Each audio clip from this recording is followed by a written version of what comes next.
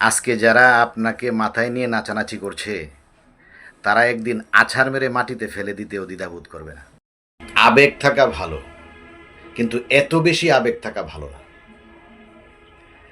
আপনি কষ্ট করে জীবনের একটা পর্যায়ে এসেছেন, বইও লিখেছেন, মানুষ আপনাকে ভালোবাসে। আপনার জীবনের কষ্টের কথাগুলো ছন্দে ছন্দে একটা বইয়ে লিখেছেন।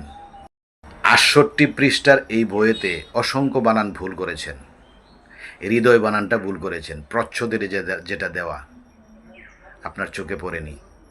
তারপরেও মানুষ আপনাকে মেনে নিয়েছে। ১,০০০ টাকার বইটা তারা কিনে নিচ্ছে। আপনাকে ভালোবেসে এই ভুল ভাল অতি মূল্যে আপনার ভক্তরা কিনে নিচ্ছে।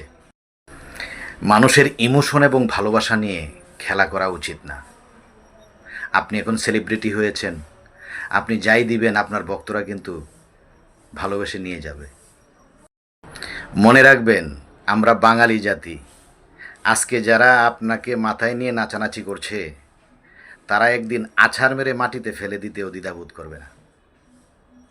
তাই নিজেকে সামলান, আপনার ভক্তদেরকে সামলান।